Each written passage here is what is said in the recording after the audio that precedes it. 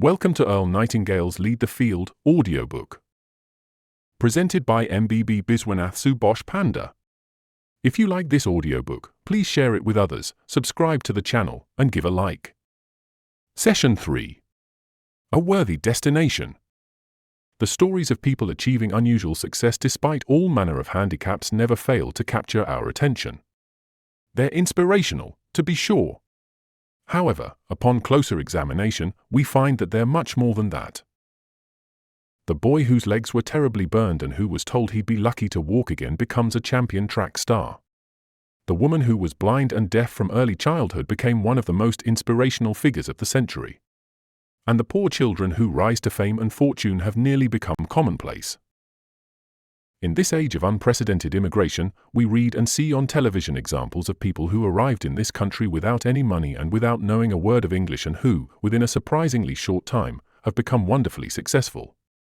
In fact, the typical Korean family that has immigrated to the United States over the past 20 years has a higher average income than the average American family born and raised here. How does that happen? Freedom, personal liberty, is the most precious thing on earth. It's also one of the rarest, hence, its great value.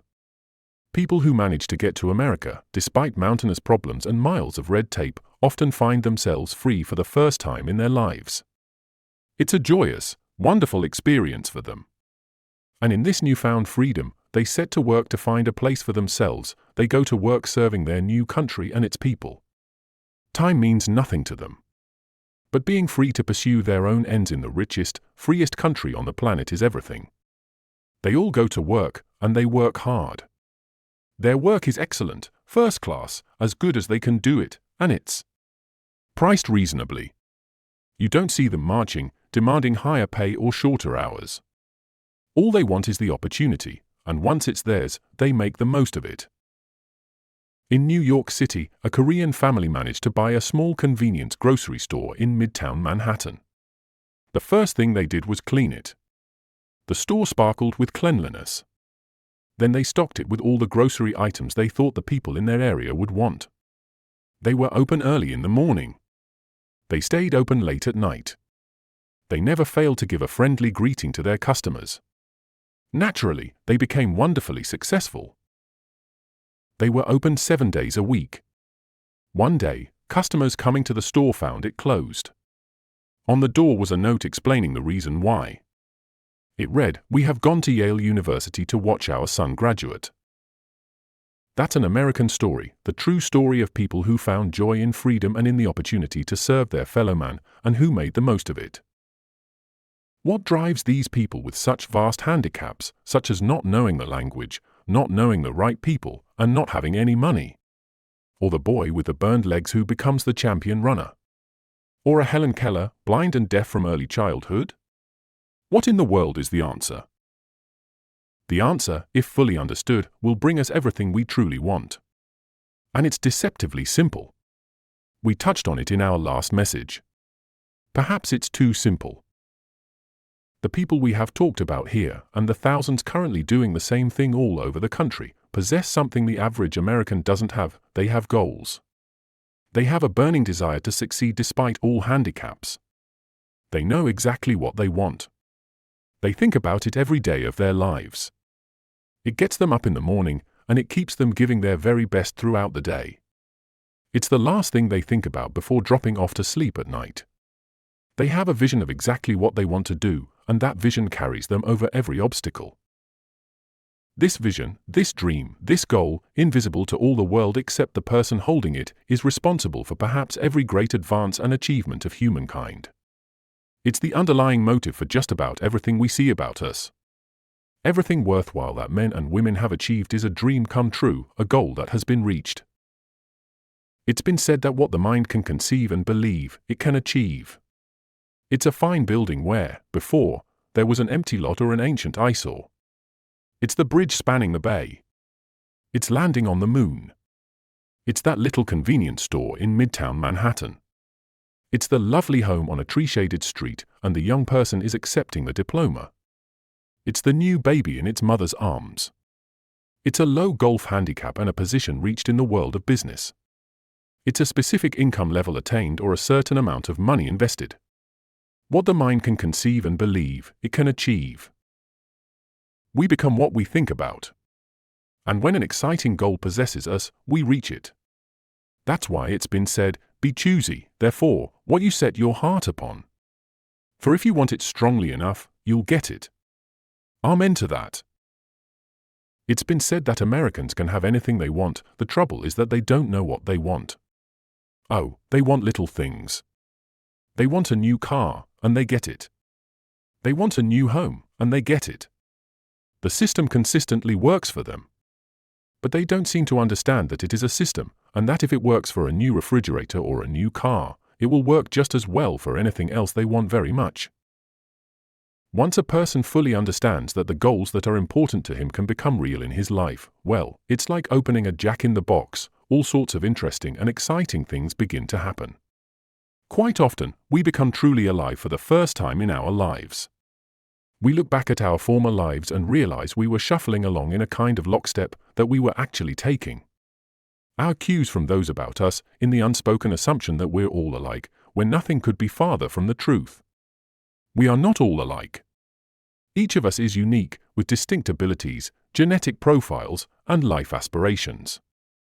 What would wonderfully satisfy one family, and represent complete success for them, would be considered failure by another family, all because of their different aspirations, their different plateaus in life, the differences in their lifestyles, upbringings, and educations. When we're young, every aspect of our environment has an impact on us and helps shape our life's course. The youngster who knew poverty as a child might aspire to be rich, he might overcompensate because of the desolation of his youth, while another young person, who was raised in an upper-middle-class family and who always had just about everything he wanted, might settle for a very middle-class adulthood. Things we've always had aren't as important to us as they are to those who have been without them. In the preceding message, we discussed freedom and how dear it is to those who have never experienced it, while most Americans take it for granted and rarely think about its value. If you asked most Americans what the most important thing in the world is for a human being, chances are they would seldom come up with freedom, the freedom to set their own goals in life. Yet, as Archibald MacLeish wrote in his fine play The Secret of Freedom, the secret of happiness is freedom, and the secret of freedom, courage.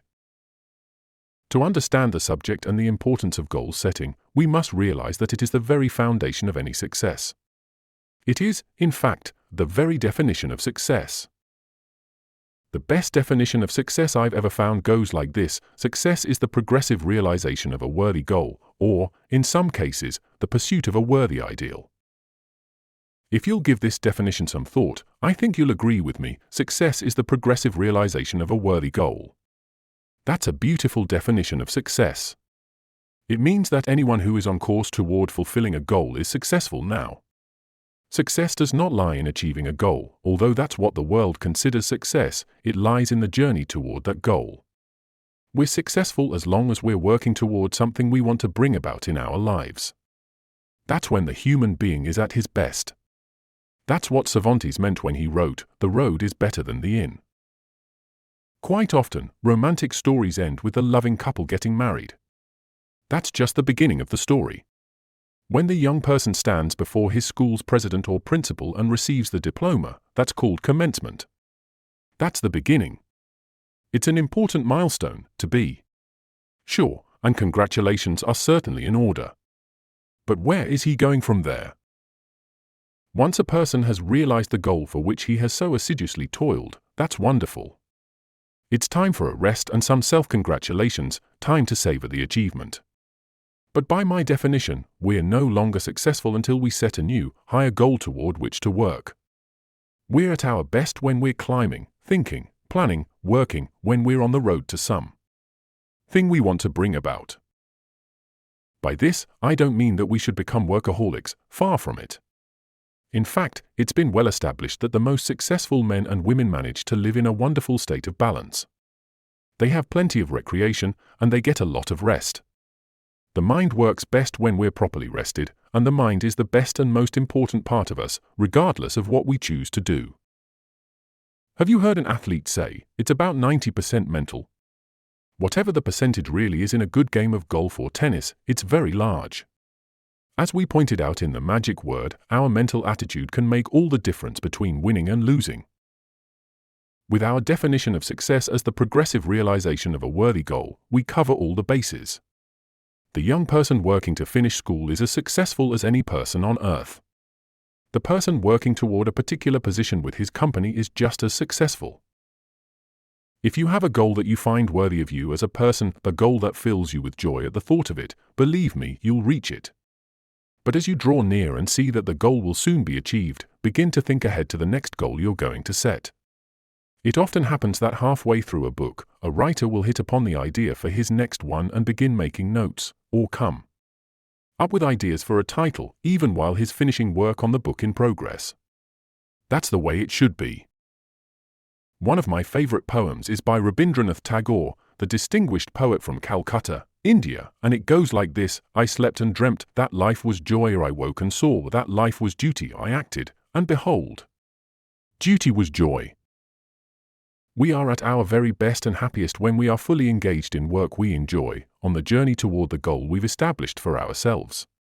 It gives meaning to our time off and comfort to our sleep. It makes everything else in life so wonderful, so worthwhile. When people think of the word success, most tend to equate it with having a lot of money. Sometimes that's a natural byproduct of the goal, and it tells us how well we're doing. But not always, by any means. Success is whatever we want it to be, that's worthy of us. That's why I commented earlier that success may also be defined as the pursuit of a worthy ideal. For example, I can't imagine anyone more successful than an outstanding teacher who is striving to know more about the art of teaching and the subject matter that will catch the interest of his pupils, who understands that every student is different and learns at a different speed. Joy and satisfaction come to us from serving others, and there are millions of ways of doing that.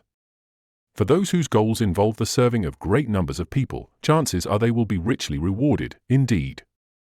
In fact, for many, a goal is a certain level of income or a certain amount of money in an investment account. A goal is an individual thing, as individual as the person himself. Since no two people are exactly alike, it stands to reason that no two of us will have exactly the same goals. One thing a goal must do, however, is fill us with positive emotion when we think about it. It must be something we want very much to bring about. The more intensely we feel about an idea or a goal, the more assuredly the idea, deeply ingrained in our subconscious, will guide us along the path to its fulfillment. I once used the quotation, "No one gets rich without enriching others." I received a letter from a man in Utah who wrote, "How about those who get rich in the drug trade, or those who produce and sell pornography? How do they enrich others?" It was a good question, especially in these times. I wrote back to him and told him that my definition of success is the progressive realization of a worthy goal. Indeed, people in the drug and pornography business would not qualify as successful. What they're doing is counterproductive and destructive. And in the case of drugs, it involves the enslavement and death of thousands. I went on to say that while our needs are few and relatively simple, our wants, in this incredibly affluent society, are virtually endless. By meeting those wants, whatever they may be, we serve others, but not always to their benefit or our own. I wouldn't call those in drugs and pornography successful, and their riches won't amount to much if they're apprehended and sent to prison. But I did not stop using the quotation. It's possible to get rich without enriching others, but for most of us, it's not the way we want to go. It's nothing to take pride in. Why bother when there are so many positive, excellent, and productive ways to serve others? However, whatever our goal may be, if we stay committed to it and are fully dedicated, we will achieve it. That's the way it works. It's estimated that about 5% of the population achieves unusual success. For the rest, averages seem to be good enough. Most seem to drift along, taking circumstances as they come, and perhaps hoping from time to time that things will get better. I like to compare human beings to ships, as Carlyle often did.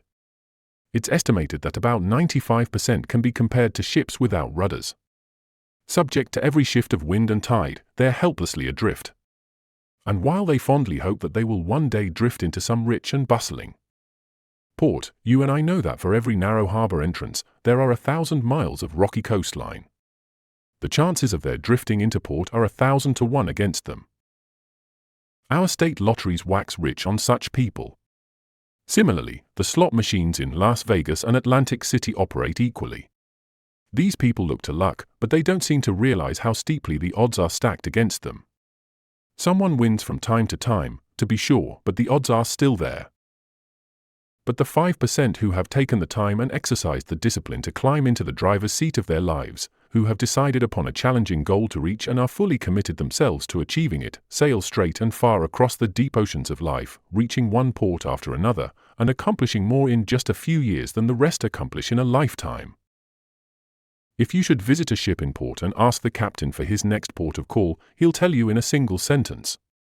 Even though the captain cannot see his port, his destination, for fully 99% of the voyage, he knows that it's there, and that barring an unforeseen and highly unlikely catastrophe, he'll reach it. All he has to do is keep doing certain things every day. If someone asked you for your next destination, your current goal, could you tell them? Is your goal clear and concise in your mind? Have you written it down? It's a good idea. We need reminding and reinforcement. If you can get a picture of your goal and stick it to your bathroom mirror, it's an excellent idea to do so. Thousands of successful people write down their goals on a card and carry them in their wallet or purse. When we ask people what they're working for, chances are they'll answer in vague generalities. They might say good health, happiness, or lots of money. That's not good. Good health should be a universal goal. We all want it and strive to achieve and maintain it. Happiness is a byproduct of something else. And lots of money is much too vague. It might work, but I think it's better to choose a particular sum of money. The better, the more our goal is defined, the more real it becomes to us, and, before long, the more attainable. Happiness comes from the direction in which we're moving. For example, children are happier on Christmas morning before they open their presents than they are on Christmas afternoon. No matter how wonderful their presents may be, the anticipation is over. They will, no doubt, enjoy their gifts, but we often find them querulous and irritable on Christmas afternoon. We are happier on our way out to dinner than we are on the way home. We are happier preparing to leave on vacation than we are when we return from it. And, believe it or not, we are happier moving toward our goals than we are after they've been accomplished. That's why it's so important to set a new goal as soon as the current one is realized. And we should never stop this process. All the days of our lives, we should be engaged in moving toward, earning and looking forward to some new plateau on which to stand, a new goal to accomplish. If you, like many millions of Americans, don't know what you want sufficiently to name as your primary goal, I recommend that you make out a want list. Take a notepad, go off by yourself, and write down the things you would like to have or to do. Your list might include a beautiful new home, a trip around the world, or a visit to some special country or place. You might be yearning for a sailboat or a motor yacht. Or, if you're an avid fisherman, you might want to go salmon fishing in Alaska or trout fishing in New Zealand. It might be a business of your own or a specific position within your company. It might be a certain income that will permit you to live in the way you would like to live, or, as I said earlier, a certain amount of money in a good investment, or in a savings account. How about a special make of car, or an addition to your present home? Just write down everything you can think of that you would like to see come about in your life. Then, when you've exhausted your wants, review the list again and number the items in order of importance. Then, make number 1 your present goal. Listen to this message often, as I hope you will listen to all the messages in this program, until the suggestions become a habit and a way of thinking and doing things. Believe me, the system works. It works every time. Life plays no favorites. Anyone can succeed, and millions do. So can you. Of one thing you can be sure, you will become what you think about. If your thinking is circular and chaotic, your life will reflect that chaos. But if your thinking is orderly and transparent, if you have a goal that is important for you to reach, then you will get it. One goal at a time, that's important. That's where most people unwittingly make their mistake.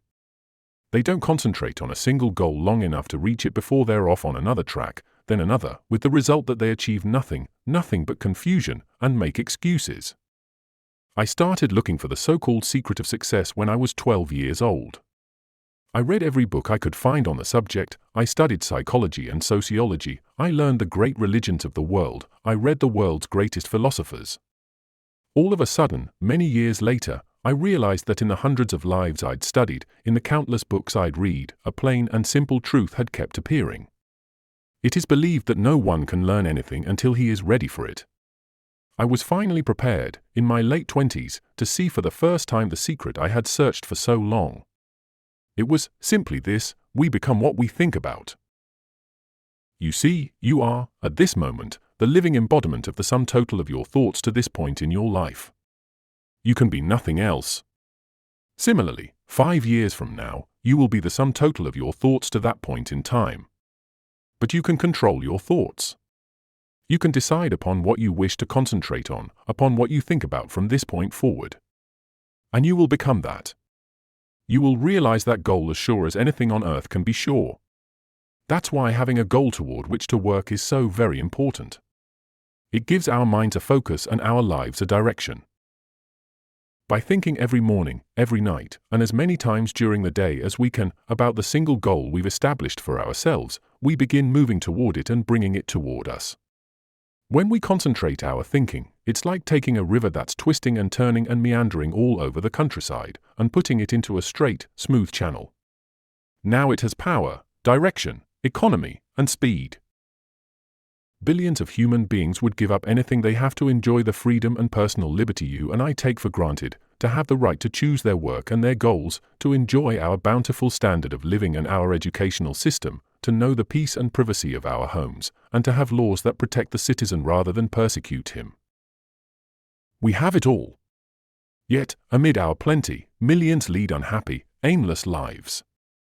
They live in tiny prisons of their own fashioning. These are the people who don't know that each of us, each one of us, not the economy or fate or luck or the breaks, is in charge of his life. Each one of us is entirely responsible. As Carlyle put it, the person without a purpose is like a ship without a rudder. Have a purpose in life, and having it, throw such strength of mind and muscle into your work as God has given you. He also said, a person with a half volition goes backward and forward, and makes no way on the smoothest road, but the person with a whole volition advances on the roughest, and will reach his purpose, if there be even a little wisdom in it. Munger said, there is no road to success but through a clear, strong purpose. Nothing can take its place.